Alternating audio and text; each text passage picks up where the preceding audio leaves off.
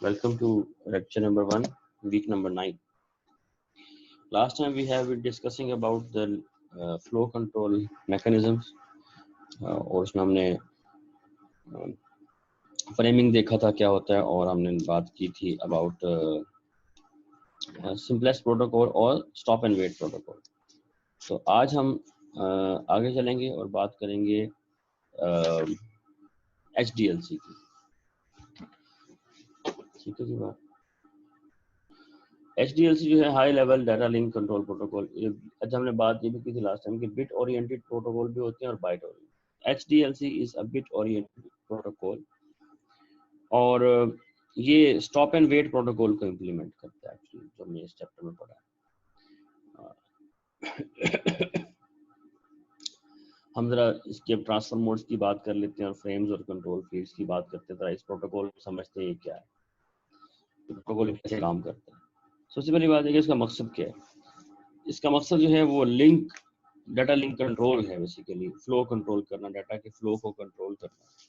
अब जो ये हमने बेसिकली स्टॉप एंड वेट और सिंपलेस्ट मेथड पढ़े थे, ये प्रोटोकॉल्स नहीं है, वो बेसिकली टेक्निक्स हैं, जो एल्गोरिथम जिस तरह आप कह सकते हैं। हमने सिर्फ एल्गोरिथम भी देखे थे। कोई ना कोई प्रोटोकॉल वो टेक्निक्स यूज करेगा। तो जिस तरह अभी मैंने आपको बताया कि HDLC जो है वो स्टॉप एंड वेट को इम्प्लीमेंट करता है। इसका मतलब है स्टॉप एंड वेट प्रोटोकॉल जो है वो प्रोटोकॉल जो है स्टॉप एंड वेट वो HDLC के अंदर इम्प्लीमेंटेड है। HDLC उस टेक्निक को यूज करता है जो स्टॉप एंड वेट वाले मैकेनिज्म बेसिकली। अब जो अगर आप देखें इसको डायग्राम को, तो इसके दो मोड हैं बेसिकली। एक है नॉर्मल रिस्पांस मोड और एक है एसिंक्रोनस बैलेंस मोड, ये वाला। इन दोनों में हम क्या फर्क। जो नॉर्मल रिस्पांस मोड है उसके अंदर एक प्राइमरी होता है और एक सेकेंडरी होता है, पॉइंट टू पॉइंट। अच्छा, इस नॉर्मल रिस्पांस मोड के भी आगे फर्दर दो टाइप है, पॉइंट टू पॉइंट और point two multi point. Point two point में डेफिनेटली दो ही नोड होंगे, एक लिंक होगा बीच में, लेकिन एक प्राइमरी होगा और एक सेकेंडरी होगा। प्राइमरी भी फिक्स है, सेकेंडरी भी फिक्स है। प्राइमरी कमांड्स भेजता है और जो सेकेंडरी है वो उसका रिस्पांस भेजता है। तो ये बेसिकली इसमें रोल होता है कि डाटा जो है वो हमेशा प्राइमरी की तरफ से आएगा और सेकेंडरी उसका रिस्पांस करेगा।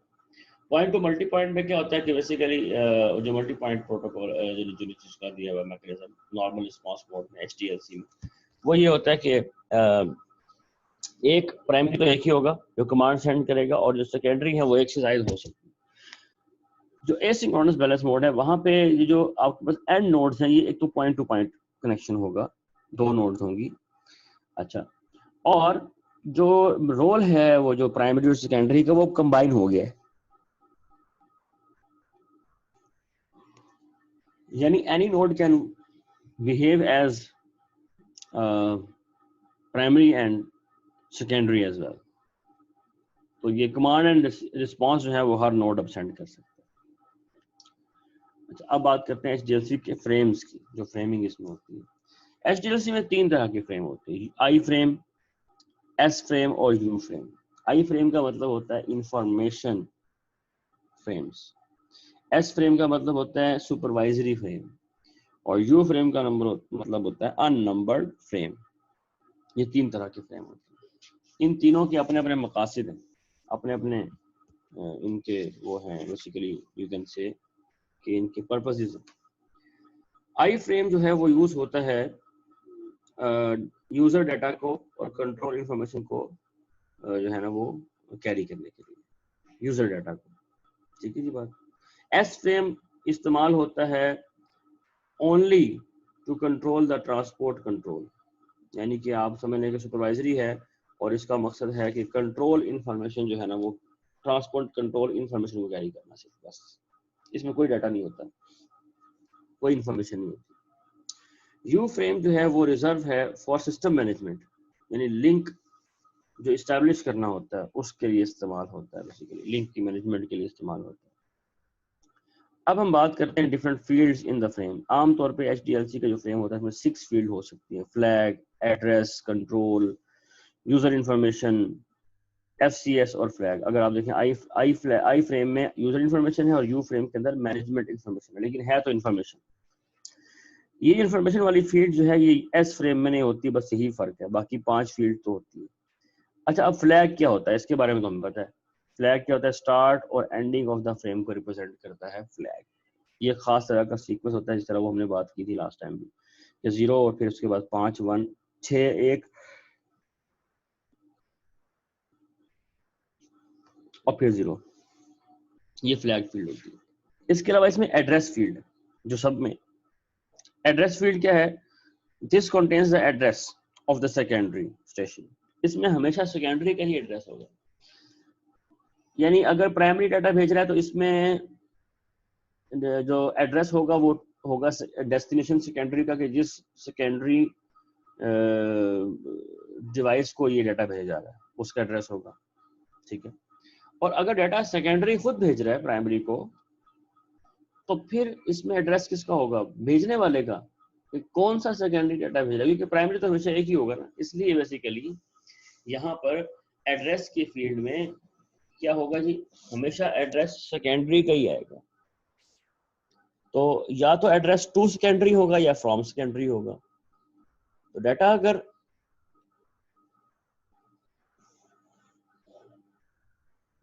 फ्रेम जो है वो अगर भेजा जा रहा है किसी सेकेंडरी को, तो to secondary to this secondary address यहाँ पे मौजूद होगा, कि इस वाले सेकेंडरी को ये वाला पैकेट फ्रेम भेज दिया है।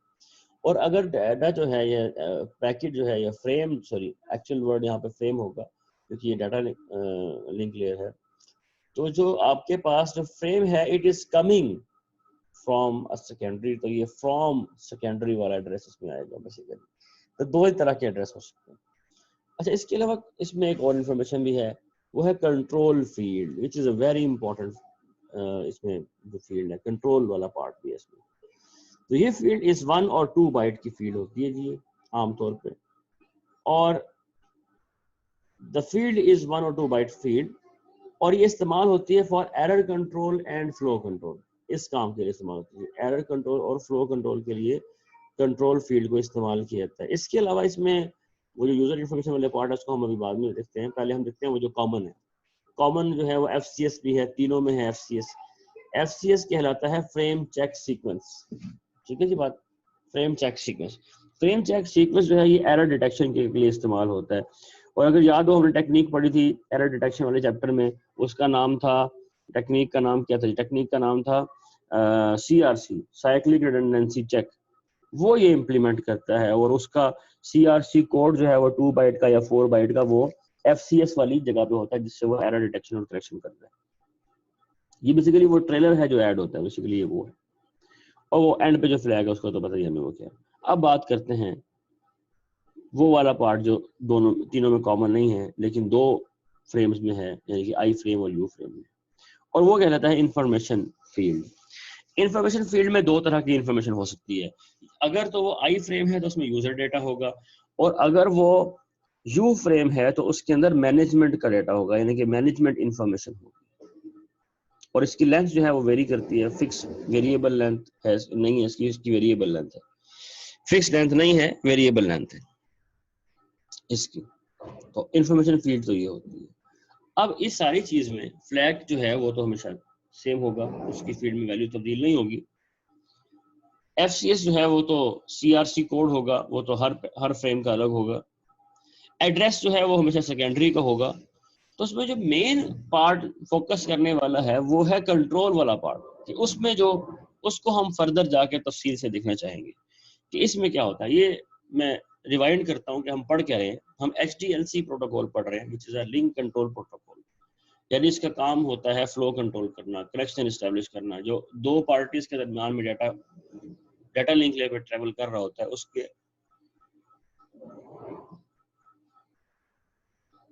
फ्लो को कंट्रोल करना, उसमें एरर कंट्रोल करना, कनेक्शन एस्टेब्लिशमेंट और ये सारी चीजें करना, ये इसका काम है। अच्छा, ये थोड़ा सा डिटेल्ड है, थ्योरेटिकल ज्यादा है, इसलिए HDLC ज्यादा इम्प्लीमेंटेड नहीं है। हाँ, इसका थोड़ा सा लाइटर वर्जन और है जो हम देखेंगे, जो इम्प्लीमेंट किए गए हैं। तो ये ज्यादा इम्प्लीमेंटेड नहीं है, but it is a very important protocol to understand other protocol जो हम पढ़ेंगे इसी चैप्टर में। अच्छा, अब हम अगली बात करते हैं कि जो हमने बात की कि इसमें जो कंट्रोल वाला पार्ट है विच इज इंपॉर्टेंट, उस पर थोड़ा सा फोकस कर लेते हैं। This is the control feed format for the different frame. तो हमने 3 तरह के फ्रेम पढ़े थे, आई फ्रेम, एस फ्रेम और यू फ्रेम। आई फ्रेम जो है उसमें उसकी निशानी क्या है कि कंट्रोल वाली जो फील्ड है उसमें जो 0 होगा, पहली बिट, पहली फर्स्ट बिट जो है अगर वो 0 हो, इसका मतलब the frame is information frame. इसमें जो है यूजर का डेटा ट्रेवल कर रहा है।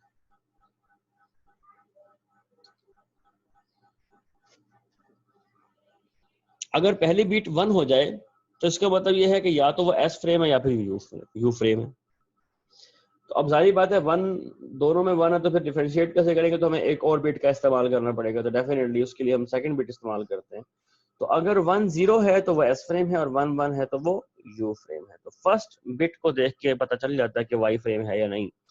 और 2 बिट्स अगर आप देख लें पहली 2, तो उससे आपको अंदाजा हो जाएगा बेसिकली कि ये जो फ्रेम है ये फ्रेम किस टाइप का, आई है, एस है, यू है। तो देखें कंट्रोल फील्ड में ही ये बात छुपी हुई है कि फ्रेम की टाइप क्या है, वहीं से वो यूजर पता लगा लेता है। सॉरी, जो एंड नोड है, नोड जो डाटा सेंड रिसीव कर रही होती हैं, वो फ्रेम की टाइप का पता यहीं से लगा लेते हैं कि जो इसकी फर्स्ट 2 बिट्स है, यहाँ से पता लगा लेते हैं। अच्छा, उसके बाद इन सब में एक कॉमन बिट है जिसका नाम है पी एफ बिट। इसको पोल एंड फाइनल बिट कहते हैं। ये तीनों में कॉमन है। अच्छा, पोल और फाइनल का मतलब क्या है? पोल का मतलब यह है जब प्राइमरी जो है वो डाटा सेंड करता है तो वो इस बिट को सेट कर देता है, 1 कर देता है इसको, इसका मतलब है पोल हो रहा है, यानी कि डाटा जो है वो, या जो पैकेट है, फ्रेम एक्चुअली जो है फ्रेम, वो सेंड कर रहा है आपका प्राइमरी। और अगर ये वाली फील्ड 0 हो तो इसका मतलब क्या है कि डाटा जो सेंड कर रहा है वो सेकेंडरी कर रहा है, फ्रेम सेकेंडरी ने प्रोड्यूस किया है, सेकेंडरी जो है वो फ्रेम क्रिएट करके सेंड कर रहा है। तो इसका मतलब ये हुआ कि वो बिट फिर इसको 0। तो this is the a bit which is common, और ये बताती है कि फ्रेम जो है वो कौन सेंड कर रहा है, प्राइमरी या सेकेंडरी, बस सिंपल से इसका मतलब है। अच्छा, अब इसके लिहाज से 2 हिस्सों में तकसीम किया गया है बाकी बिट्स को। एक वो बिट्स जो कि पीएफ बिट से पहले आती हैं, और एक वो हिस्सा है जो पीएफ बिट के बाद आता है। तो अगर आप देखिए आई फ्रेम में पीएफ बिट से पहले भी 3 ब्राउन बिट्स हैं जो कि हमने डिस्कस नहीं की, और उसके बाद भी 3 बिट्स हैं जो कि हैं। एस फ्रेम में पीएफ बिट से पहले 2 हैं, और एस में भी और यू में भी पीएफ बिट से पहले 2 हैं और बाद में 3 हैं। अब हम डिस्कस करते हैं कि जैसे आपने बात की कि 0 का क्या मतलब है, पीएफ बिट का क्या मतलब है। अब हम बात करते हैं कि पीएफ बिट से जो पहले एनएस है ये क्या है, और एनआर जो है ये क्या है। एनएस जो है it stands for sequence number. अच्छा, किसका sequence number? If you remember, हमने जब last time stop and wait protocol पढ़ा था, हमने बात की कि वहां सीक्वेंस नंबर था डुप्लीकेट्स को अवॉइड करने के लिए। तो हम क्या करते थे, जब एक फ्रेम भेजा उसमें सीक्वेंस नंबर 0 लगाया, दूसरे में 1 लगाया, फिर 0 1 0 1, तो वहां तो एक ही बिट काफी थी। लेकिन यहाँ पे सीक्वेंस नंबर 3 बिट का, इसका मतलब है जो सीक्वेंस नंबर है वो कितना हो सकता है, मैक्सिमम 2⁻3, 8 सीक्वेंस नंबर आप बना सकते हैं, यानी 0 से लेकर 7 तक ये कुछ भी हो सकता है। तो इसका मतलब आप 8 फ्रेम भेज सकते हैं। पहले फ्रेम को कहें 000, दूसरे को कहें 001, 002, इस तरह कर करके आप जो कोड बनाएंगे उससे आप 8 मुख्तलिफ कोड बना सकते हैं, और 0 से लेकर 7 तक आप सीक्वेंस नंबर जनरेट कर सकते हैं। तो इसका मतलब ये कि एनएस वाली फील्ड में जो कोड होगा वो कोई 0 से लेकर 7 तक कोई नंबर होगा एक्चुअली, ठीक है जी बात, जो कि सीक्वेंस नंबर होगा। अच्छा, इसी तरीके से एनआर जो है वो है एक्नॉलेजमेंट नंबर, जो रिस्पॉन्स के मैसेज में आता है, एक्नॉलेजमेंट नंबर। अगर आपको याद हो, हमने ये बात की थी कि स्टॉप एंड वेट प्रोटोकॉल में क्या होता है जी, आप फ्रेम भेजते हैं 0, और वहां से एक्नॉलेजमेंट क्या आती है, एक्नॉलेजमेंट 0 की आती है, नहीं 0 की नहीं आती है, एक्नॉलेजमेंट 1 की आती है। और हमने ये बात की थी कि जो एक्नॉलेजमेंट का नंबर होता है वो रिप्रेजेंट करता है द नेक्स्ट फ्रेम एक्सपेक्टेड, ऐसी है ना। अब चूंकि वहां पे स्टॉप एंड वेट जो हमने पढ़ा था, वहां तो हमने कहा था सीक्वेंस नंबर 0 या 1 होगा। तो जब फ्रेम 0 गया था तो एक्नॉलेजमेंट नंबर 1 आई थी, और जब फ्रेम 1 गया था तो एक्नॉलेजमेंट नंबर 0 आई थी, क्योंकि वहां पे 2 ही थे। यहाँ ऐसा नहीं होगा, यहाँ से जब फ्रेम 0 जाएगा तो एक्नॉलेजमेंट नंबर 1 आएगी, फिर वो फ्रेम नंबर 1 भेजेगा तो एक्नॉलेजमेंट नंबर 2 आएगी। तो क्योंकि यहाँ पे 7 तक जा सकते हैं, जब वो फ्रेम नंबर 7 भेजेगा तो एक्नॉलेजमेंट नंबर 0 आएगी, क्योंकि वो राउंड रॉबिन करता है, वापस 7 से 0 पे चला जाएगा। तो 0 1 2 3 4 5 6 7, 0 1 2 3 4 5 6 7, इस तरीके से राउंड रॉबिन फैशन में ये चलता है। अच्छा, तो इसका मतलब ये हुआ कि आई फ्रेम के अंदर जो पहले वाली 3 बिट हैं वो रिप्रेजेंट करती हैं जो आपका डाटा जा रहा है आई फ्रेम के अंदर, वो आपके इस फ्रेम का सीक्वेंस नंबर है। और जो एनआर है वो रिप्रेजेंट करता है कि अगर ये एक्नॉलेजमेंट का पैकेट होता तो एक्नॉलेजमेंट नंबर क्या था। ठीक है जी बात वो। अच्छा, अब बात करते हैं नेक्स्ट एस फ्रेम की। एस फ्रेम में अगर याद हो हमने बात की थी कि इसमें कोई इंफॉर्मेशन वाली फील्ड नहीं होती। अच्छा, एस फ्रेम के अंदर हमने जो हमारी पहले वाली बिट्स हैं और अब बाद वाली बिट्स हैं उनको दो हिस्सों में तकसीम जो किया है। पहले वाली बिट जो ग्रीन कोड में दिखाई गई है, ग्रीन कलर में, उनका नाम दिया गया कोड। और जो बाद वाली 3 बिट्स हैं उनका नाम वही रखा गया एनआर। ये एनआर क्या चीज है? एनआर तो वही है, एक्नॉलेजमेंट का नंबर होगा। यानी कि जिस फ्रेम को आप एक्नॉलेजमेंट करें कि हाँ ये डाटा रिसीव हो गया है और नेक्स्ट फ्रेम ये एक्सपेक्टेड है, तो वो एक्नॉलेजमेंट का नंबर यहाँ पे होगा। ये तो वही फील्ड है जो ऊपर हमने देखी थी। कोड क्या है? कोड रिप्रेजेंट, अच्छा कोड पहली बात है कितने बिट का जी? 2 बिट का। अब 2 बिट का है तो हम कितने इससे कोड जनरेट कर सकते हैं? 2⁻², 4 कोड जनरेट कर सकते हैं। 00, 01, 10 और 11, ये 4 कोड हम बना सकते हैं। अब हर कोड के अगेंस्ट एक डिफरेंट टाइप का एस फ्रेम है, मतलब एस फ्रेम की आगे फर्दर 4 टाइप है जी। तो यहाँ पे जो कोड होगा वो डिफरेंट तरह की इंफॉर्मेशन आपको दे रहा होगा। फॉर एग्जाम्पल इसको समझते हैं। ये जो आपके पास बेसिकली ये जो 2 बिट्स हैं, ये वाली, मैं इसको यहाँ से एनोटेट करता हूँ ये, और इसका ये जो आपके पास 2 फील्ड्स हैं, ये 2 बिट्स हैं, इनका क्या मतलब है? अगर ये दोनों बिट्स 00 हो, 01 हो, 10 हो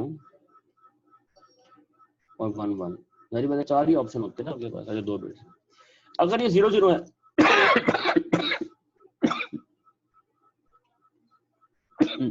एक्सक्यूज मी जी, 00 का मतलब है कि ये रिसीव रेडी आर फ्रेम है, रिसीव रेडी। तो ये कहलाएगा, अगर यहाँ पे 00 है तो ये कहलाएगा RRS फ्रेम, यानी कि एस फ्रेम की फर्दर एक टाइप बन गई RR फ्रेम। RR फ्रेम का मतलब है रिसीव रेडी। अच्छा, इसमें क्या होगा कि जो एक्नॉलेजमेंट नंबर है वो तो बता रहा है कि next frame to be expected, और अगर यहाँ 00 है तो उसका मतलब ये है कि receiver is ready to receive next frame, मतलब देयर इज नो प्रॉब्लम, और जो आपने डाटा भेजा था एक्नॉलेजमेंट उसकी आ गई है और वो एरर फ्री है और सेफ एंड साउंड आपका जो फ्रेम था वो पहुंच गया है, और नेक्स्ट फ्रेम रिसीव करने के लिए the receiver is ready to receive ready. 00 मतलब ये है। अच्छा, लेकिन अगर यहाँ पे कोड आ जाए 10 जैसा ये लिखा हुआ तो ये कहलाता है NR, sorry RNR, sorry RNR, receiver not ready, ये RNR। तो अगर यहाँ पे कोड 10 है तो उसका मतलब क्या होगा कि एक्नॉलेजमेंट नंबर बता रहा है कि हाँ जी फ्रेम आपका सीक्वेंस जो आपका नंबर था वो सही पहुंच गया और नेक्स्ट फ्रेम ये वाला एक्सपेक्टेड है, safe and sound data receive हो गया, but receiver is not ready to receive any more packet. तो इस तरीके से आप सेंडर को बता रहे हैं बेसिकली कि to send no more packet. इससे क्या हो रहा है? इससे कंजेशन कंट्रोल हो रहा है जी। क्या हो रहा है जी? Congestion control. कंजेशन का मतलब क्या होता है कि आपके पास अदर साइड जो है वो रेडी नहीं है और आप उसको पैकेट भेजते रहते तो क्या होगा? वो पैकेट जमा होते रहेंगे और कंजेशन होती रहेगी। कंजेशन का मतलब ये है कि वो फिर अकमुलेट होंगे और प्रोसेस नहीं होंगे, तो लिंक आपका चोक हो सकता है। समझा रही है बात? तो ये है जी मतलब इस बात का कि कंजेशन हो जाएगी, यानी कि पैकेट्स बहुत सारे होंगे जो कि ऑन द फ्लाई होंगे, यानी कि रिसीवर की तरफ भेजे जा रहे होंगे लेकिन वो प्रोसेस नहीं होंगे क्योंकि वो रेडी नहीं है, और उसकी वजह से वो पैकेट कभी डिस्कार्ड होंगे, कभी ड्रॉप हो जाएंगे, तो इस तरीके से आपका वो सारा एफर्ट वेस्ट हो जाएगी। तो इसलिए जब रिसीवर नॉट रेडी वाला ऑप्शन आएगा वहां से 10 लिख के, तो sender will not send any packet, और जब रिसीवर रेडी हो जाएगा तो वो दोबारा उसको एक मिल जाएगा एक्नॉलेजमेंट कि हाँ नाउ आई एम रेडी। अच्छा, जो बाकी 2 कोड हैं 01 और 10, अगर यहाँ पे 0 1 हो तो ये कहलाता है रिजेक्ट, REJ रिजेक्ट। अच्छा, और अगर यहाँ पर हो 1 1 तो ये कहलाता है selective reject, SR selective reject. ये दोनों क्या हैं? आपको अगर मैं बताऊं कि हमने जब वो पढ़े थे ये वाले स्टॉप एंड वेट और ये सिंपलेक्स प्रोटोकॉल की जो मैकेनिज्म पढ़े थे, हमने कहा था कि और हम उनको बाद में लेटर पार्ट में हमने कहा था go back and selective repeat और इस तरह के प्रोटोकॉल थे, वो हमने कहा था कि हम बाद में जब लेयर 4 पढ़ेंगे तो वहां पे पढ़ेंगे। तो बेसिकली ये जो ऑप्शन है ना, ये रिजेक्ट और SR, इसका ताल्लुक उन वाली टेक्निक्स के साथ अगर वो यूज करते हैं, सिलेक्टिव रिपीट और गो बैक एंड। अच्छा, इसको हम एग्जांपल से भी समझेंगे क्या मतलब है इस बात का। लेकिन रिजेक्ट का मतलब ये है कि आपका जो बेसिकली जो पैकेट आपने जो बेसिकली रिजेक्ट एस फ्रेम है, ये नेगेटिव एक्नॉलेजमेंट है, ठीक है जी बात। और ये बताता है कि ये वाला पैकेट आपका जो है वो क्या हो गया है, रिसीव नहीं हुआ, इसको दोबारा भेजें। देखिए, एक होती है एक्नॉलेजमेंट, उसे कहते हैं पॉजिटिव एक्नॉलेजमेंट, क्या डाटा रिसीव हो गया है, मजीद भेजें।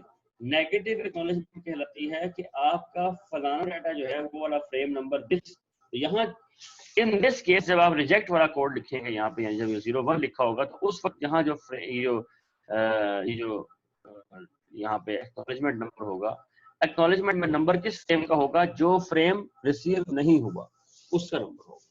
ये वाला रिसीव नहीं हुआ, इसको दोबारा भेजें। अच्छा, ये इसका मतलब है, ठीक है जी बात। तो ये है एस फ्रेम की सारी तफसीलात। तो आप देखते हैं कि कंट्रोल फीड को फर्दर इलेबोरेट करने से हमें कितनी सारी इन डेप्थ इस चीज के बारे में पता चल रहा है, और इसी तरीके से हम प्रोटोकॉल्स को अंडरस्टैंड करते हैं कि उसकी किस फीड का क्या मतलब है। अब आगे है यू फ्रेम।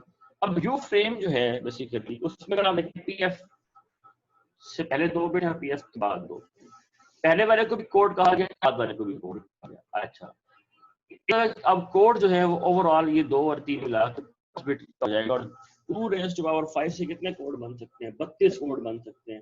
इसका मतलब फ्रेम की कितनी टाइप है जी, 32 टाइप से। इस तरह एस फ्रेम की 4 टाइप थी, तो यू फ्रेम की 32 टाइप। और यू फ्रेम किस काम के लिए इस्तेमाल होता है, हमने पहले बात की थी। यू फ्रेम कनेक्शन एस्टेब्लिश करने के लिए, मेंटेन करने के लिए, ठीक है, जब इस तरह की नेगोशिएशंस के लिए इस्तेमाल होता है। तो उन नेगोशिएशंस को हर तरह के पैकेट को दूसरे से मुख्तलिफ रखने के लिए हर तरह के पैकेट को अलग नंबर दिया जाता है, जिससे वो पता लगा लेता है कि ये कौन सा पैकेट, ठीक है। तो हम नेट पे जाके सर्च कर सकते हैं, और अगर आप 4th एडिशन लें इसी बुक का, ये तो वहां पे उन्होंने पूरा टेबल दिया हुआ है जहां पे उन्होंने यू फ्रेम 32 के 32 नहीं दिखाए, लेकिन काफी सारे 10-12 उन्होंने उस टेबल के अंदर शो किए इस फ्रेम में क्या मतलब होता है, कोड की मतलब। तो ये बेसिकली यहाँ पे अपनी जो है डिस्कशन को क्लोज किया है कि what are different fields in the control part of the HDLC frame, I और एस और यू फ्रेम, ठीक है। अब हम एग्जांपल करते हैं और उससे समझते हैं इस चीज को कि कैसे होगा। अब यहाँ तो और ये हम इसको डिस्कार्ड करते हैं, ये तो एग्जांपल के बारे में डिस्क्रिप्शन है। असल चीज है कि हम चलते हैं इसका डायग्राम पर, जो कि उस इसको 11.18 को फिगर पे चलते हैं, वहां से समझते हैं। यानी हम HDLC को यूज कर सकते हैं टू फॉर्म और फॉर द कनेक्शन को बनाने और क्लोज करने के लिए इस्तेमाल, कनेक्शन डिस्कनेक्शन के लिए इस्तेमाल किया जा सकता है। अच्छा, अब अगर आप देखिए ये जो फ्रेम है एक्चुअली, ये नोड ए ने बी को भेजा, उसने रिस्पांस भेजा, तो ये एलिमेंट का पैकेट होगा, ये आपका रिक्वेस्ट का पैकेज होगा, फिर ये इनसे डाटा ट्रांसफर हुआ, उसके बाद ये क्लोज करने की रिक्वेस्ट होगी और ये क्लोज हो जाएगा, तो कनेक्शन रिलीज हो जाएगा। अच्छा, अब हम जरा तफसीलात में जाते हैं। फ्लैग बिट तो वही होगी। एड्रेस फील्ड में क्या है कि नोड ए भेजा गया, लेकिन वो यहाँ कहीं नहीं लिखा हुआ है, जिसको भेजना उसका एड्रेस होगा, बी का एड्रेस यहाँ जो सेकेंडरी है, बेसिकली बी को भेज दिया। कंट्रोल पार्ट में जो कोड है वो 1 है। अच्छा, ये 1 सब में ही है, और अगर 1 हो तो फ्रेम की टाइप कौन सी होती है, अगर आप देखें 1 का मतलब यू फ्रेम। इसका मतलब है अगर ये ऊपर यू फ्रेम ना भी लिखा हुआ हो ये, तो मुझे बेसिकली ये 1 देख ही पता चल जाएगा कि ये जो आपके पास वो है अल्लाह आपको भला करे, ये जो फ्रेम है it is a you frame. तो ये 1 1 ये बता रहा है it is a you frame. Okay, अच्छा अगली जो यू फ्रेम हो, यू फ्रेम, तो अगली जो 5 बिट्स हैं यानी कि ये ला के 1 1 1 0 0 ये किसी type of you frame represent कर रही होंगी कि इस टाइप का फ्रेम है, और उसी टाइप से हमें अंदाजा होगा कि क्या डाटा जो है यहाँ पर, कौन सा मैनेजमेंट का डाटा यहाँ पे ट्रेवल कर रहा है, हमें पता लगेगा कि ये कोड किसका है। तो अगर हम वो देखें तो कुछ उन्होंने किया हुआ है, उसमें भी टेबल तो खैर हमें पास नहीं है, वो हम निकाल सकते हैं नेट से भी और पुराने बुक से भी। तो वही कहते हैं जी कि यहाँ पे अगर ये 1 1 0 0 है तो ये फ्रेम का नाम है, फ्रेम कहलाता है SABM, set asynchronous balance mode, ये इसका फ्रेम का नाम है। और इसका मतलब क्या होता है कि आप कनेक्शन इस्टेब्लिश करने की रिक्वेस्ट जनरेट करते हैं, ये इसका मतलब है अगर ये वाला कोड है। और मैनेजमेंट डाटा के अंदर क्या होगा, उस रिक्वेस्ट के लिए कोई वो ऑथेंटिकेशन की चीजें, कोई इस तरह की चीजें होंगी, यूजर नेम पासवर्ड और बाकी चीजें चाहिए होती हैं, या कुछ पैरामीटर्स होंगे जो निगोशिएट करने हैं, वो यहाँ पे मैनेजमेंट के डाटा में होगा। But overall it is a request.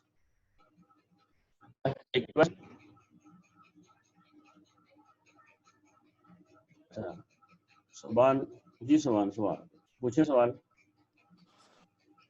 Sir question ये कि 0 0 का तो आपने बताया ना कि आगे से एक्नॉलेजमेंट आएगी कि डाटा रिसीव हो गया, तो ये 1 1 का एक दफा दोबारा बता दें कि इसकी क्या एक्नॉलेजमेंट होगी। अच्छा अच्छा, मैं बात अभी देखिए एक्नॉलेजमेंट की बात हम उस तरह नहीं कर रहे, 1 बाय 1 बात कर रहे हैं। ये 1 1 किसको रिप्रेजेंट कर रहा है, 1 1 रिप्रेजेंट कर रहा है कि ये basically it's the type of frame. Type of frame क्या है, यू फ्रेम। तो ये यू फ्रेम हमें किसने बताया, यहाँ से पता लगा, जो पहली कंट्रोल वाली फील्ड की जो पहली 2 बिट्स होती हैं वो टाइप क्या है। इफ यू रिमेंबर, अगर हम उसको बैक पर तो ये देखें, ये वो कंट्रोल फील्ड है ना, देखें जो पैकेट था उसमें से जो कंट्रोल वाली फील्ड थी वो बताती है कि फ्रेम की टाइप क्या है। उसमें से जो पहली 2 बिट है वो बताती है, अगर वो 1 1 है तो ये जो फ्रेम है यू फ्रेम है, और फिर उस वक्त पीएफ बिट के इधर जो 2 बिट्स हैं वो और ये 3 बिट, ये मिला के ये 5 बिट का एक कोड बन जाएगा, और वो कोड बताएगा कि किस टाइप का यू फ्रेम के लिए इस्तेमाल हो रहा है। इन 2 बिट्स ने बताया कि ये एक यू फ्रेम है, बाकी ये 5 बिट बताएंगे कि हाँ ठीक है यू फ्रेम तो, बट ये यू फ्रेम क्या काम कर रहा है एक्चुअली, इसका मकसद क्या है, ये कनेक्शन इस्टेब्लिश करने की रिक्वेस्ट है, उसकी एक्नॉलेजमेंट है, या कनेक्शन क्लोज करने की रिक्वेस्ट है, या उसकी एक्नॉलेजमेंट है, क्या है। तो वो मैंने बात की थी आपसे कि 32 मुख्तलिफ तरह के पैकेट हो सकते हैं, ठीक है 5 बिट का कोड है तो जारी बात है 32 तरह की डिफरेंट इसकी पैरामीटर्स सॉरी कोड हो सकते हैं, वैल्यूज हो सकती है, तो इसलिए 32 तरह के डिफरेंट यू फ्रेम के पैकेट हो सकते हैं। अच्छा, अब हम वापस आते हैं एग्जांपल में। तो हमें बेसिकली यहाँ से ये 1 1 से पता लगा, अगर ये ऊपर ना भी लिखा हो ना you frame you frame you frame, तो हमें फिर भी इस 1 1 से पता चल रहा है कि ये जो है ये यू फ्रेम है, यूजर सॉरी अननंबर्ड बेसिकली ये फ्रेम है। अच्छा, अब हमें पता है कि यू फ्रेम का मकसद क्या होता है, यूजर डाटा को लेके जाना नहीं होता। जब यूजर डाटा नहीं जा रहा तो वहां पर कोई एक्नॉलेजमेंट भी नहीं होगी, क्योंकि एक्नॉलेजमेंट किसकी होती है, यूजर डाटा की होती है। तो यू फ्रेम जो है, अगर ये आई फ्रेम होता तो फिर तो एक्नॉलेजमेंट आती, लेकिन चूंकि ये यू फ्रेम है तो यू फ्रेम के अंदर एक्नॉलेजमेंट नहीं आएगी। समझा रही है बात आपको, क्योंकि ये मैनेजमेंट के लिए इस्तेमाल हो रहा है। अच्छा, फिर क्या होगा, इसका कोई रिस्पॉन्स तो जरूर आएगा, लेकिन वो भी एक यू फ्रेम होगा और उसमें कुछ पैरामीटर्स होंगे, तो इसलिए बेसिकली यहाँ एक्नॉलेजमेंट इसलिए नहीं आ रही कि यहाँ पे कोई यूजर का डाटा नहीं है, कोई चीज ऐसी नहीं जिसका आप पूछ सकते हैं जी हाँ। एक्नॉलेजमेंट में क्या होता है, एक्नॉलेजमेंट इसलिए हम करते हैं कि हम बताते हैं कि हाँ ये वाला फ्रेम रिसीव हो गया है, अब नेक्स्ट भेजो, ये उसमें लिखा होता है। तो यहाँ तो ऐसी कोई बात नहीं है, आपने एक रिक्वेस्ट की, अब वो ये तो नहीं कहेगा ना यूजर कि हाँ ठीक है ये रिसीव हो गया नेक्स्ट भेजो, बल्कि वो उस रिक्वेस्ट का कोई रिस्पांस देगा ताकि कनेक्शन बन जाए। तो बेसिकली यही हो रहा है। तो बेसिकली यहाँ जो अगर आप देखें जो रिस्पांस मैसेज है जो बी ने ए को भेजा, देखिए यहाँ पे एड्रेस ए कर दिया उसने, और ये 1 1 बता रहा है कि ये यू फ्रेम है, लेकिन आगे जो 5 बिट का कोड है 0 0 1 1 0, ये बताता है कि इस यू फ्रेम की टाइप क्या है, यूए। यूए का मतलब क्या है, अननंबर्ड एक्नॉलेजमेंट, कि इसमें कोई नंबर नहीं होगा कि हाँ मुझे फ्रेम नंबर 1 मिल गया अब 2 भेजो, ऐसा कोई नंबर नहीं होगा, क्योंकि ये तो बेसिकली एक्नॉलेजमेंट तो है उसकी प्रीवियस जो रिक्वेस्ट आई थी उसकी, लेकिन डाटा की नहीं है, इसलिए इसमें कोई नंबर नहीं होगा। बस यहाँ पे ये लिखा हुआ कि हाँ वो आपकी रिक्वेस्ट रिसीव हुई है, उसकी एक्नॉलेजमेंट है, और मैनेजमेंट डाटा के अंदर क्या होगा, जो बी ने ए को वापस अपने पैरामीटर्स भेजने हैं वो होंगे। तो इस तरीके से इसने रिक्वेस्ट की, इसने रिस्पॉन्स किया, लेकिन वो एक एक्नॉलेजमेंट तो है लेकिन अननंबर्ड है, क्योंकि नंबर की जरूरत नहीं है, हम कोई डाटा नहीं भेज रहे। जब डाटा भेजेंगे तभी हम कोई नंबर लगाएंगे कि हाँ ये वाला फ्रेम मिल गया, अब ये वाला भेजो। इसकी एग्जांपल भी हम देखेंगे। अच्छा अब आगे चलते हैं। अब आपका कनेक्शन स्टैब्लिश हो चुका है, रिक्वेस्ट गई, रिस्पॉन्स आया, कनेक्शन स्टैब्लिश हो गया, ए अब बी को डाटा भेज सकता है। अब वो डाटा ट्रांसफर कर रहा है और इस डाटा ट्रांसफर के फेज के दौरान वो आई फ्रेम भेजेगा और उसकी एक्नॉलेजमेंट आएगी और उसमें नंबर लगे हुए होंगे, वो उसने यहाँ पे डाटा सारा ट्रांसफर हो गया। अब उसके बाद ये जो आपके पास ए है वो रिक्वेस्ट दोबारा भेज रहा है for disconnection of the connection जो पहले बनाया था, डिसकनेक्ट। तो डिस्क जो यहाँ लिखा हुआ है इट स्टैंड्स फॉर डिसकनेक्ट। तो बेसिकली अच्छा ये अगर यहाँ ना भी लिखा हो तो हमें पता है कि ये 1 का मतलब क्या है कि यू फ्रेम है, तो ए ने बी को यू फ्रेम भेजा, और 00010 ये बताता है कि बेसिकली ये जो फ्रेम है ये डिस्कनेक्शन की रिक्वेस्ट का फ्रेम है। समझ आ रही बात? हो गया। उधर से रिस्पॉन्स आएगा, जब रिस्पॉन्स आएगा तो ये बिल्कुल वैसा ही फ्रेम होगा जैसा ये था, ऊपर गया था।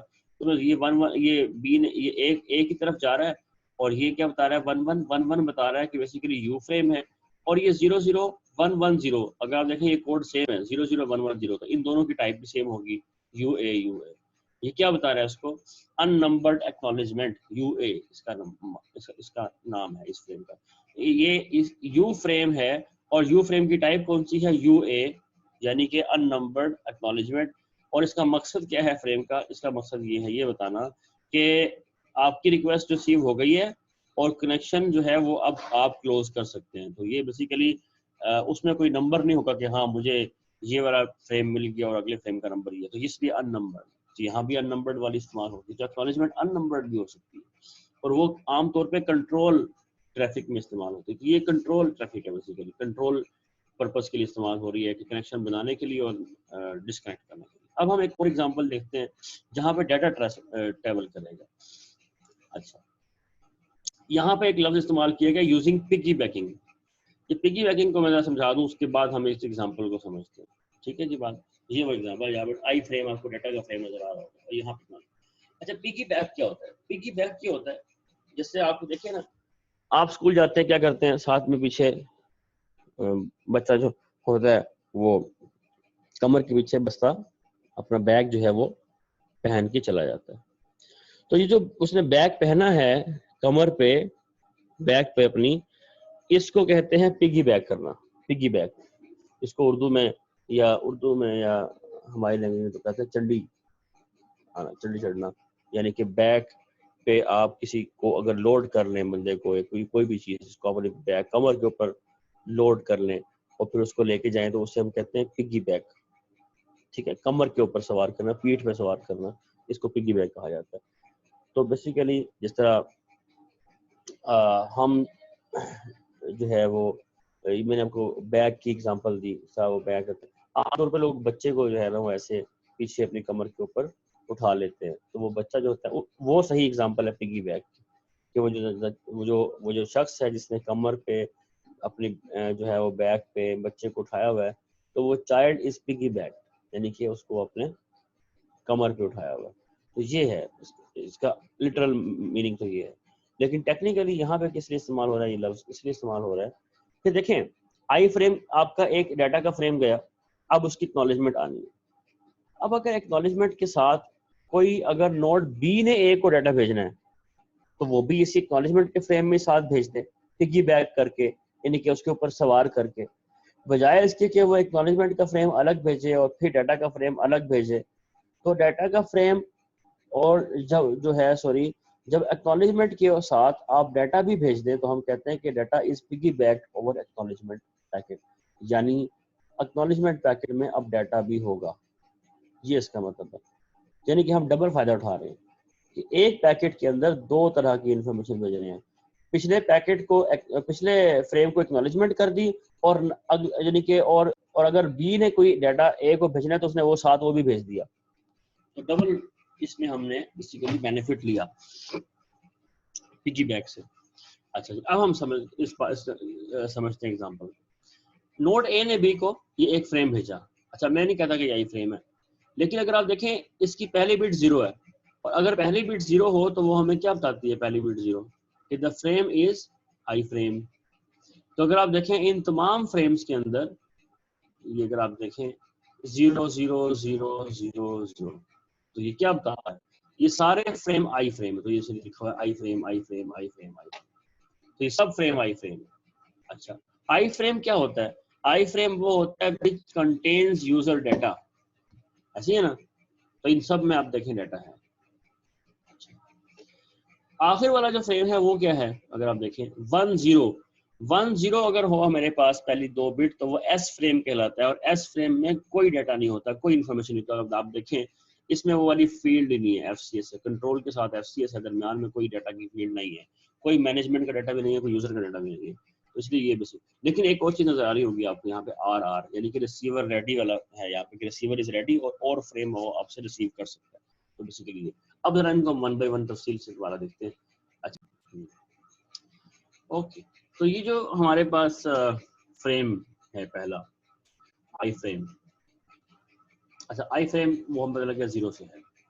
डाटा फ्रेम 0 है ये, जो कि ए बी को भेज रहा है, तो यहाँ पे बी का एड्रेस ठीक होगी। यहाँ जो डाटा है वो बी के लिए है और ए उसको भेज रहा है, तो डेफिनेटली डाटा है, तो फिर इसमें सीक्वेंस नंबर मिलेगा। और हमें पता है कि वो अगर हम इस टाइप के उसकी बात करें फ्रेम की, तो जो पी एफ बिट से पहले है वो फ्रेम का सीक्वेंस नंबर है, और पी एफ बिट के बाद जो है वो एक्नॉलेजमेंट का नंबर होता है। ठीक है जी बात। तो अब बेसिकली वो ये कर रहा है यहाँ पर जी, ये यहाँ तो फ्रेम का सीक्वेंस नंबर 0 है, यानी पहला ही फ्रेम है, बिल्कुल ठीक है, और एक्नॉलेजमेंट नंबर भी 0 है, यानी अभी तो ये पहला ही पैकेट है, उसमें क्या एक्नॉलेजमेंट 0 कर दिया बेसिकली। लेकिन आमतौर पे एक्नॉलेजमेंट नंबर 0 नहीं होता, वो कोई एक नंबर होता है। तो अगर पहला डाटा का फ्रेम आप भेज रहे हैं तो उसमें इसको 0 लगा के भेजेंगे। अच्छा, ये भेज दिया आपने, दूसरा भेज दिया, ओके, इसमें आपने फ्रेम का सीक्वेंस नंबर क्या लगाया 1 और एक्नॉलेजमेंट 0, क्योंकि आप किसी भी फ्रेम को एक्नॉलेज नहीं कर रहे कि उसकी तरफ से कुछ आया था, इसलिए इसको भी आपने क्या कर दिया 1 कर दिया। तो इसको फ्रेम नंबर 0 और फ्रेम नंबर 1 आपने भेजा। अब जब इसको दो फ्रेम मिले तो ये एक्नॉलेजमेंट करेगा। अच्छा सॉरी, ये हाँ जी बिल्कुल ठीक है, ये एक्नॉलेजमेंट करेगा, साथ में डाटा भी पिगी बैक कर रहा है। अब जब बी जो है वो डाटा भेज रहा है ए को, तो बी का तो ये पहला फ्रेम है जो जिसमें डाटा भेज रहा है, तो इसलिए बी ने क्या किया, एक तो यहाँ लिखा कि ये ए को भेज रहा है, और साथ में सीक्वेंस नंबर इसने भी 0 कर दिया, यानी बी की तरफ से ए को ये पहला डाटा का पैकेट है, इसलिए उसने यहाँ 0 लगाया। और एक्नॉलेजमेंट को 2 कर दिया। क्यों कर दिया 2? क्योंकि उसमें बता रहा है बेसिकली कि वो जो डाटा फ्रेम नंबर 0 एंड 1 है वो मुझे सही रिसीव हो गए हैं, और मुझे अब एक्सपेक्ट मैं कर रहा हूँ कि आप मुझे फ्रेम नंबर 2 भेजेंगे इस तरफ से। समझ आ रही बात? तो ये बेसिकली है वो फ्रेम जो बताता है कि एक्नॉलेजमेंट भी हो रही है और डाटा भी आ रहा है, ये पिगी बैक होके, और जो डाटा का सीक्वेंस नंबर है वो ये है जो इधर इस तरफ से आ रहे हैं, और ये एक्नॉलेजमेंट नंबर है जो उस डाटा रिसीव हुआ है। अच्छा, इसने फ्रेम 0 1 2 तीन पैकेट इकट्ठे भेजते लगातार, और तीनों में कहा 2 2 2, यानी कि मुझे अब मैं एक्सपेक्ट कर रहा हूँ कि अब आप मुझे फ्रेम नंबर 2 भेजेंगे। ओके, अच्छा, इधर से अब इसके पास मजीद कुछ डाटा भेजने के लिए नहीं था इसके पास, तो इसने क्या किया, इसने एक पैकेट बनाया। तो पैकेट क्या बनाया, एक तो 1 0 लिखा, मतलब ये एस फ्रेम है, और आगे आर आर लिख दिया कि I am ready to receive, but I मतलब मेरे पास डाटा मजीद हैंड करने के लिए नहीं है, लेकिन I am ready to receive, मुझे आप मजीद, अगर आपके पास डाटा है तो आप मुझे भेज सकते हैं। और साथ में एक्नॉलेजमेंट नंबर 3 कर दिया। 3 का मतलब क्या है कि फ्रेम नंबर 0 1 एंड 2 जो आपने भेजे थे वो मुझे सही मिल गए हैं, और नाउ आई एम एक्सपेक्टिंग कि आप मुझे जो भेजेंगे वो मुझे फ्रेम नंबर 3 भेजेंगे। तो इस फ्रेम को हम कहते हैं एक्नॉलेजमेंट फ्रेम। एक्चुअली इसमें डाटा पिगी बैक नहीं हुआ और ये प्योर एक्नॉलेजमेंट का फ्रेम है जो ये बता रहा है, ए नोट ए बी को बता रही है कि आपके जो फ्रेम थे 0 1 2 वो मुझे मिल गए, अब मैं 3 एक्सपेक्ट कर रहा हूँ और I am ready to receive more packets. But इसके पास अगर होते तो डेफिनेटली ये क्या करता, डाटा को पिगी बैक भी कर देता, वो इसने नहीं किया क्योंकि इसके पास पता नहीं है। ओके, कोई एरर नहीं हुआ, जबरदस्त चला। अब हम एग्जांपल करते हैं जहां पे एरर आएगा। तो आपने जब वो इस उसी एग्जांपल जब हमने देखी है, पहला पैकेट भेजा फ्रेम 0, अच्छा ये जो बी जो है सॉरी बी भेज रहा है, बी जो है वो फ्रेम 0 भेजा, 1 भेजा, 2 भेजा। फ्रेम नंबर 1 जो है जिसका सीक्वेंस नंबर 1 था वो हो गया क्या जी, वो हो गया लॉस्ट हो गया। अच्छा यहाँ पे 2 लिखा हुआ but it is not 2, it should 0 क्योंकि अभी जो है बेसिकली अगर आप देखें वो यहाँ पर जो डाटा भेज रहा है ये फर्स्ट टाइम भेज रहा है, तो कोई भी चीज वहां से उसको रिसीव अगर पहले हुई हो तो उसको एक्नॉलेजमेंट करेगा, लेकिन अभी चूंकि पहले कुछ रिसीव नहीं हुआ इसलिए इट शुड बी 0 क्योंकि वो किसी एक्नॉलेजमेंट नहीं करता, तो ये 0 होना चाहिए सब में। इसका यहाँ 0 था, ठीक है जी बात, इनमें तो वहां भी होना चाहिए था 0। अच्छा जी हम इसकी बात कर रहे हैं, ठीक है। अब तो यह 0 होना चाहिए था। फ्रेम नंबर मिला नहीं और कुछ मिल गया तो ये उसको डिस्कार्ड कर देगा क्योंकि वो एक्सपेक्ट कर 1 आना चाहिए, 1 पहुंचा नहीं, 2 पहुंच गया तो वो उसको डिस्कार्ड कर देगा, बजाय इसके उसके पास कहीं सेव कर ले ताकि बाद में यूज कर ले, उसको डिस्कार्ड कर देगा। अच्छा, और उसके बाद यहाँ पे वो रिजेक्ट वाला ये नेगेटिव ये चूंकि 1 0 है तो ये है और तो ये प्योर एक आपका नेगेटिव एक्नॉलेजमेंट का फ्रेम है विद नो डाटा। उसमें रिजेक्ट कोड क्या है, रिजेक्ट, और रिजेक्ट वाज यानी आपका जो फ्रेम है वो मुझे रिसीव नहीं इसको गई। उसके बाद उसने फिर 1 को दोबारा भेजा और 2 को फिर दोबारा भेजा। देखिए अब वो कर रहा है सही, 0 सॉरी एक्नॉलेजमेंट नंबर 0 0 क्योंकि अगर उधर से कोई डाटा आएगा तो उसको एक्नॉलेजमेंट करेगा ना, ये वजह। तो इसने तो कुछ एक्नॉलेजमेंट नहीं करनी तो 0 0 आएगा। अच्छा, एंड पे फिर वही है कि हाँ अब मुझे मिल गया और I am ready to receive more packet, और अब 0 1 2 मुझे मिल चुके हैं, I am expecting frame number 3 from you. जी बात ये है जी वो बात, आई होप कि आपको समझ आई होगी।